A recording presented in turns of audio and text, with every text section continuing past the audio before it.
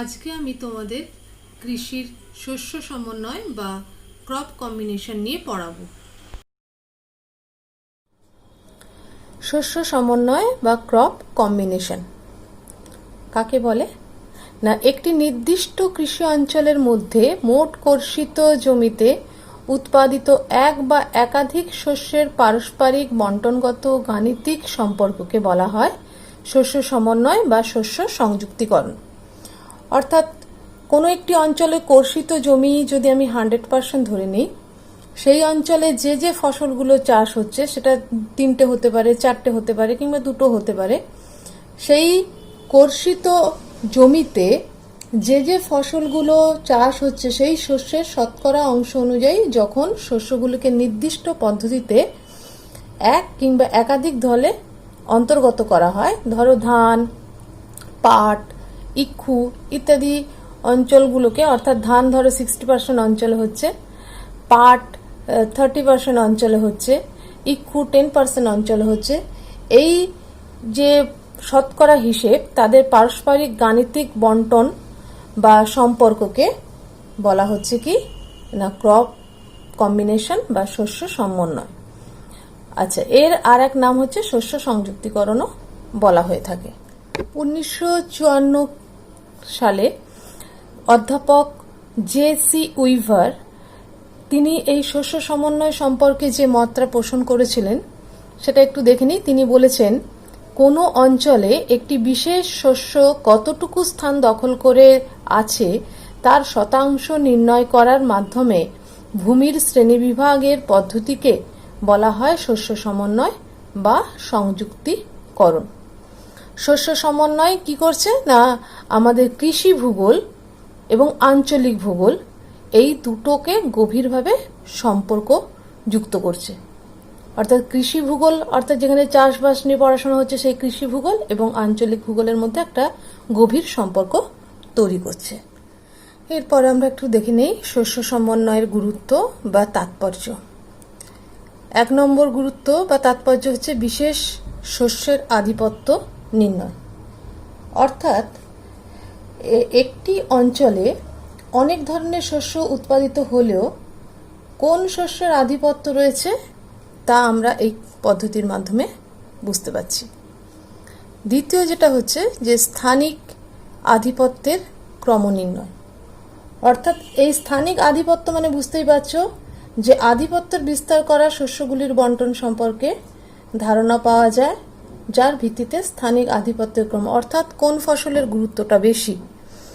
অর্থাৎ আমি যেটা সংজ্ঞার সময় বলেছিলাম যে ধান, পাট, ইক্ষু, ওখানে দেখা যাচ্ছে যে ধান 60%, পাট 30%, ইক্ষু 10%। এই যে ভাগগুলো করা হয়েছে, এখান থেকে আমরা বুঝতে পারছি কোন ফসলের গুরুত্বটা ওই অঞ্চলে সবচেয়ে বেশি। 3 নম্বর হচ্ছে এখানে হচ্ছে ভূমির ব্যবহারের প্রকৃতি নির্ণয়। অর্থাৎ ভূমির ব্যবহারের প্রকৃতি নির্ণয় মানে এখানে স্থানিক বা দৈনিক আধিপত্যের ক্রম অনুযায়ী ভূমির ব্যবহারের প্রকৃতি এবং গুণাগুণ সম্পর্কে ধারণা পাওয়া যায়। অর্থাৎ যে ধরনের ফসলের গুরুত্ব স্টেপ বাই স্টেপ যখন আমরা ফসলগুলোর গুরুত্ব যখন বুঝতে পারছি, তাহলে তখন সেখানে ভূমি কিভাবে ব্যবহার করা হবে, কোন ফসলের পর কোন ফসলের গুরুত্ব দেওয়া হবে, সেটা আমরা নির্ণয় করতে পারি। 4 নম্বর যে তাৎপর্য সেটা হচ্ছে কি উপযোগী শস্যের আগাম ধারণা। অর্থাৎ কৃষি অঞ্চলে কৃষিকার্যের অবস্থা বোঝা যায়, অর্থাৎ এবং তার ফলে কি ধরনের শস্য চাষ করা অধিক সুবিধাজনক।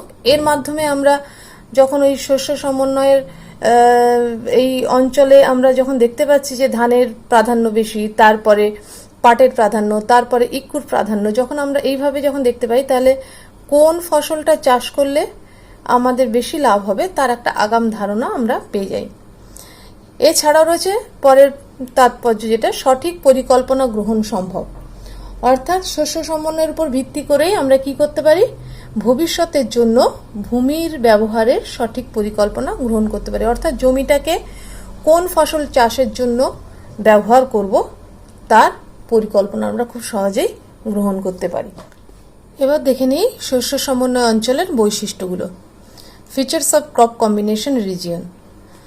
প্রথম বৈশিষ্ট্য যেটা, সেটা হচ্ছে বিভিন্ন শস্যের প্রাধান্য।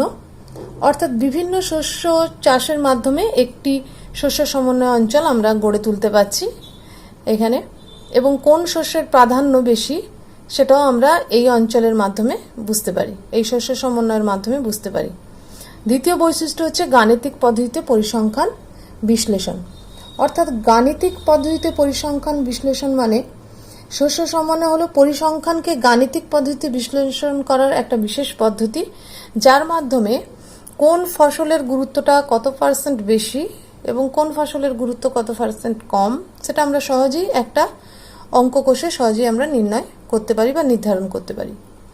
3 নম্বর বৈশিষ্ট্য হচ্ছে সীমারেখা নির্ণয় করা। এখানে কঠিন। শস্য সমন্বয় অঞ্চলের সঠিক সীমারেখা নির্ণয় করা বেশ কঠিন, কারণ একটি অঞ্চল ধীরে ধীরে আরেকটি অঞ্চলের সঙ্গে মিশে যায়, তাই নির্দিষ্ট কোনো সীমারেখা এখানে টানা সম্ভব নয়। 4 নম্বর বৈশিষ্ট্য যেটা হচ্ছে কৃষি অঞ্চলের উদ্ভব হয়, অর্থাৎ শস্য সমন্বয়ের মাধ্যমেই এক একটি কৃষি অঞ্চল গড়ে ওঠে। যেমন ধরো কোনোটা ধান, পাট, চা বলয়, কোনোটা ইক্ষু, তুলা বলয়, কোনোটা কফি বলয়, কিংবা কোনোটা চা বলয় ইত্যাদি আমরা বিভিন্ন কৃষি অঞ্চল দেখতে পাই। এই শস্য সমন্বয়ের মাধ্যমেই সেই কৃষি অঞ্চলগুলো গড়ে। এবার দেখে নিই শস্য সমন্বয় মডেল, বা একে বলা হয় শস্য সমন্বয় নির্ণয় পদ্ধতি। তো এই মার্কিন কৃষি ভূগোলবিদ জেসি উইভার, তিনি তার এক গবেষণাপত্রে, যে গবেষণাপত্রটির নাম হচ্ছে crop combination in the middle West, ওই গবেষণাপত্রে শস্য সমন্বয় বিষয়ে একটি গাণিতিক মডেল তিনি উপস্থাপন করেন। সেই মডেলে সেটাই হচ্ছে সর্বনিম্ন, সেই মডেলটাকেই বলা হচ্ছে সর্বনিম্ন বিচ্যুতি পদ্ধতি নামে তিনি অভিহিত করেছেন। তিনি প্রথমেই শস্য সংখ্যার নিরিখে শস্য সমন্বয় এবং শতাংশের হিসেবে সংশ্লিষ্ট উৎপাদন অঞ্চলের পরিমাপগত তত্ত্বীয় মান বা হাইপোথেটিক্যাল ভ্যালু নির্ণয় করেন।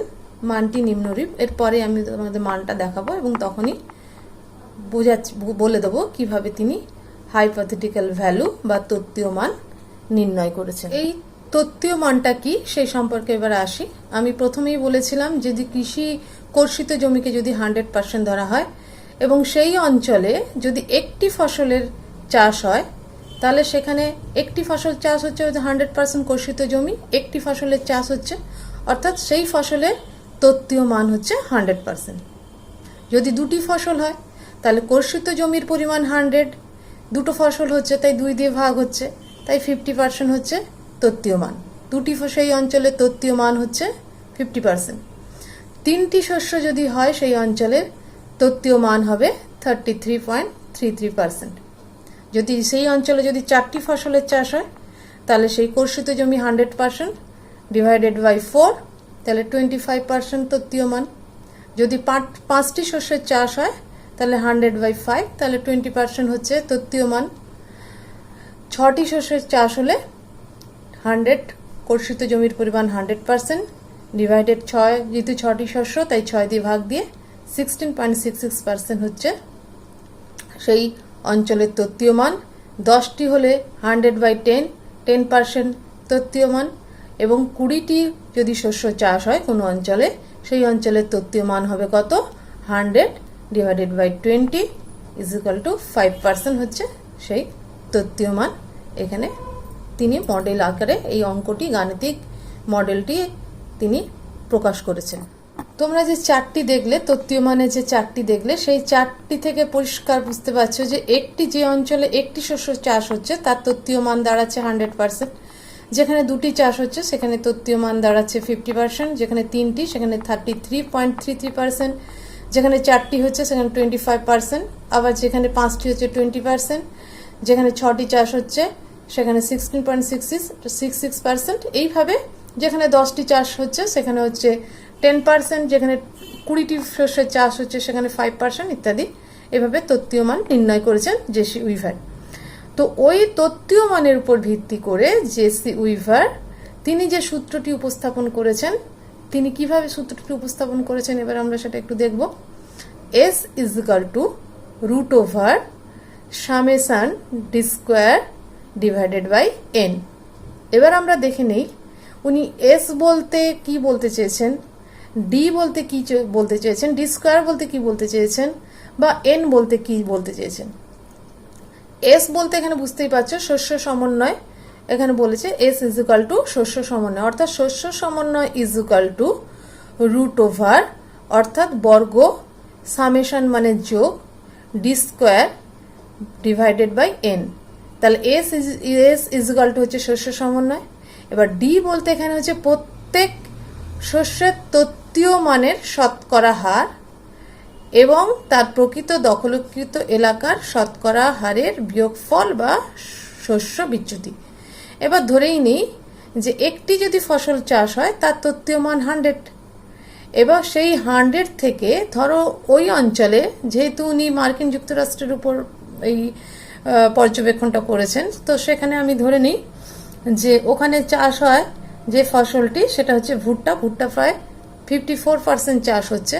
তাহলে তার বিয়োগফল তত্ত্বীয় মানের শতকরা হার এবং তার প্রকৃত দখলীকৃত এলাকার শতকরা, ধরো 54% এলাকায় ভুট্টা চাষ হচ্ছে, তাহলে তত্ত্বীয় মান 100 মাইনাস 54% তার হোল স্কোয়ার অর্থাৎ 100 minus 54 whole square divided by N. অর্থাৎ ওই অঞ্চলে কটি ফসল বললাম না, যেহেতু 100% ধরেছে মানে একটি ফসল চাষ হচ্ছে, এন বলতে এখানে শস্যের সংখ্যা, অর্থাৎ একটি ওই অঞ্চলে একটি ফসল চাষ হচ্ছে তাই ডিভাইডেড বাই 1 দিয়ে এখানে দেখানো হয়েছে। অর্থাৎ এখানে সামেশন ডি স্কোয়ার মানে অর্থাৎ শস্য বিচ্যুতি বা তার বিয়োগ ফলের বর্গগুলোর যোগফল, যতগুলো আমি যেটা একটা বললাম। এবার পরে আমি সূত্রতে আমি পরিষ্কার করে বলে দেবো, যদি দুটো চাষ হয়, যদি 3টে ফসলের চাষ হয়, কিভাবে তিনি সূত্রটা উপস্থাপন করেছেন সেটা আসছি। এবার এন মানে ওই অঞ্চলে যদি 6টি চাষ হয়, 6টি চাষ হয়, তাহলে এন বলতে সেখানে এন এর জায়গায় আমি 6 বসাবো। যদি 10টি শস্যের চাষ হয় সেখানে আমি এন এর জায়গায় 10 বসাবো। এইভাবেও তিনি সূত্রটা প্রয়োগ করেছেন। এবার ওই সূত্রর প্রয়োগটা এবার দেখব। মার্কিন যুক্তরাষ্ট্রের মধ্য পশ্চিমাঞ্চলের ভূমি ব্যবহার পর্যবেক্ষণ করে উইভার তার সূত্রের প্রয়োগ ঘটান। এই অঞ্চলের ভূমির ব্যবহার লক্ষ্য করেন এবং সমগ্র অঞ্চলটিতে তিনি যেটা পর্যবেক্ষণ করে তিনি যেটা প্রকাশ করেছেন যে ওখানে ভুট্টা চাষ হচ্ছে 54% এলাকায়, 24% এলাকায় জই চাষ হচ্ছে। জই মানে এখানে আমরা যেটাকে ওটস বলে থাকি, ওটস মানে জব জাতীয় এক ধরনের শস্য, সেখানে ওটাকে বলা হচ্ছে জই।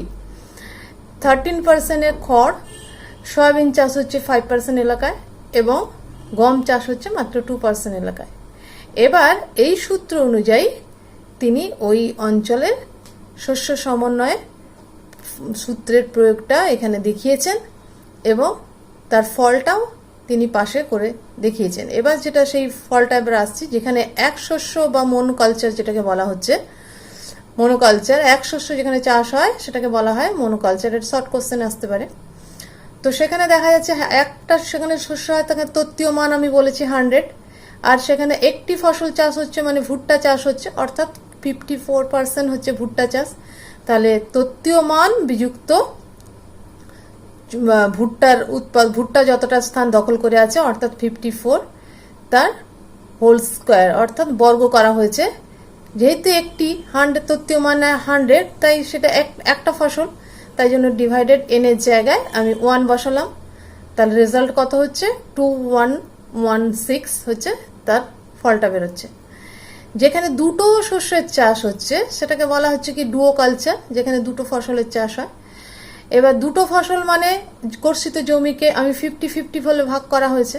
তো 50-50-র মধ্যে দেখা যাচ্ছে দুটো যদি প্রধান ফসল আমি ধরে নিই, প্রথমটা হচ্ছে ভুট্টা, সেকেন্ডটা হচ্ছে জই বা ওটস, তাহলে আমরা দেখে নিচ্ছি 50-50, 50 মাইনাস 54, আর একটা হচ্ছে 50 মাইনাস 24 তার হোল স্কোয়ার আমরা করছি। তাহলে এর বর্গ প্লাস এর বর্গ দুটোকে যোগ করে ডিভাইডেড, যেহেতু দুটো ফসল চাষ হচ্ছে, divided by 2 is equal to 346। সেই একই অনুরূপভাবে আমরা যদি 3টি ফসলের ক্ষেত্রে যাই সেখানে দেখতে পাবো কি না, সেখানে আগেই আমরা দেখে নিয়েছি 3টি ফসল মানে তার তত্ত্বীয় মান দাঁড়াচ্ছে 33.33%। তাহলে প্রথম ফসল 54%, দ্বিতীয় ফসল 24%, এবং তৃতীয় ফসল যেটা খড় ধরা হয়েছে সেটা 13%।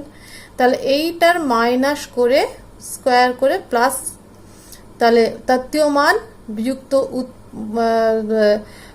যেটা ভূমির ব্যবহার যে পার্সেন্টেজ ভূমি ব্যবহার হচ্ছে চাষের জন্য, ভুট্টার জন্য যত, জৈর জন্য যত, খড়ের জন্য যত, সেটা মাইনাস করে তার স্কোয়ার করে সেটাকে যদি আমরা যোগ করি এবং সেই যোগ ফলটাকে সেই অঞ্চলটি জটা ফসলের প্রাধান্য বেশি বা যেটা জটা ফসলের চাষ হচ্ছে সেটা সেই n সংখ্যকটাকে যদি আমি বসিয়ে দিই, এখানে 3টে ফসল যেহেতু দেখিয়েছি তাই ডিভাইডেড বাই 3, তাহলে ফলটা দাঁড়াচ্ছে 309। এভাবে 4টি শস্য দেখানো হয়েছে।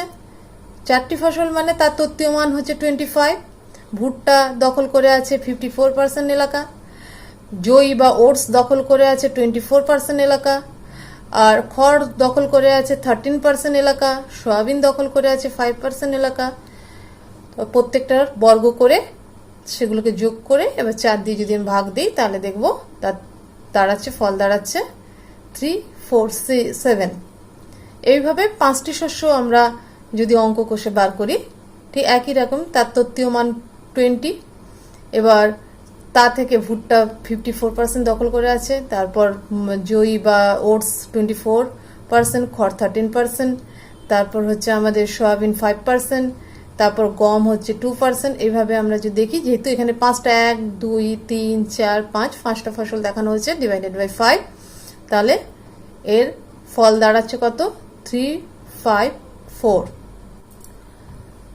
এই পরিসংখ্যান থেকে আমরা দেখতে পাচ্ছি কি না, এই যে আমরা ফলটা পেয়েছি তার মধ্যে দেখছি যে এখানে 3টি শস্য যেখানে চাষ হচ্ছে তার সর্বনিম্ন বিচ্যুতি এখানে সবচেয়ে কম, যেটা এই 309। সর্বনিম্ন বিচ্যুতি অর্থাৎ যতগুলো ফল বেরিয়েছে, এখানে একটা ফসল চাষ, এখানে 2টো ফসল, এখানে 3টে, এখানে 4টে, 5টা, সর্বনিম্ন বিচ্যুতি তাহলে সবচেয়ে কম আমাদের রেজাল্টটা কোনটা বেরিয়েছে না 309।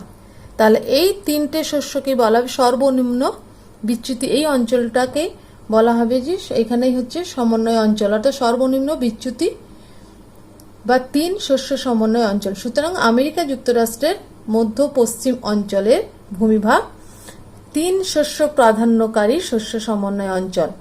এই 3টি শস্য হলো কি কি না, প্রথমে ভুট্টা, তারপর জই বা ওটস, তারপর হচ্ছে খড়। অর্থাৎ এই 3টে ফসল যদি চাষ করা হয় তাহলে আমেরিকা যুক্তরাষ্ট্রের মধ্য পশ্চিমাঞ্চল সবচেয়ে বেশি উপকৃত হবে। তাহলে এই সূত্রের উপর ভিত্তি করে দেখলাম যে সর্বনিম্ন বিচ্যুতি, যেখানে 3টে ফসল চাষ হচ্ছে সেখানেই হচ্ছে সর্বনিম্ন বিচ্যুতি, অর্থাৎ ওই 3টে ফসল যেখানে চাষ হচ্ছে সেখানে আমরা সবচেয়ে ভালো ফসল, সেখানে হচ্ছে শস্য সমন্বয় প্রয়োগটা সবচেয়ে ভালো আমরা দেখতে পাচ্ছি। এরপর যেটা আসছে উইভার মডেলের বৈশিষ্ট্য। এই বৈশিষ্ট্যটা কি না, মডেলটি পরিসংখ্যান ভিত্তিক একটি জটিল হিসেব, অর্থাৎ এই হিসেবে চাষ করা সত্যি আমাদের পক্ষে খুব কষ্টকর, এবং এই মডেলের ওই সমস্ত কিছু তথ্য জোগাড় করে এই সূত্রে ফেলানো, এটা সত্যি একটা জটিল হিসেব হয়ে দাঁড়াচ্ছে।